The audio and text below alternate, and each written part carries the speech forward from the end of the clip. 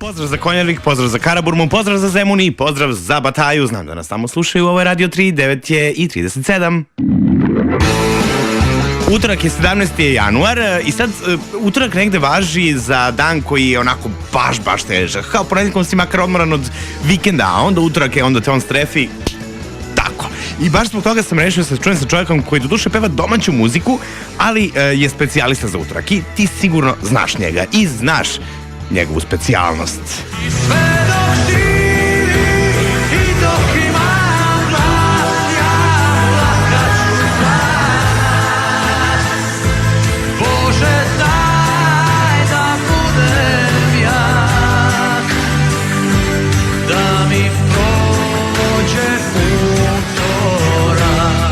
Pa Petre, kako da nam prođe utorak?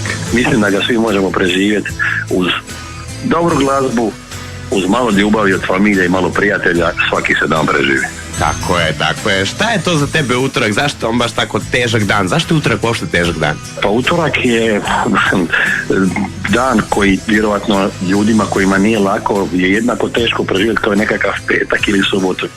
Kako preživjeti onda, eto, taj drugi radni dan, petak recimo? Ali mislim da je to dobar recept za preživjeti svaki drugi dan. Mislim da treba biti nepopravljivi optimista. Nepopravljivi optimista, dobro. Pogledaš u oči ljude koji žive sa tobom i reći nešto lijepo, to može biti partner, to može biti tvoje dijete.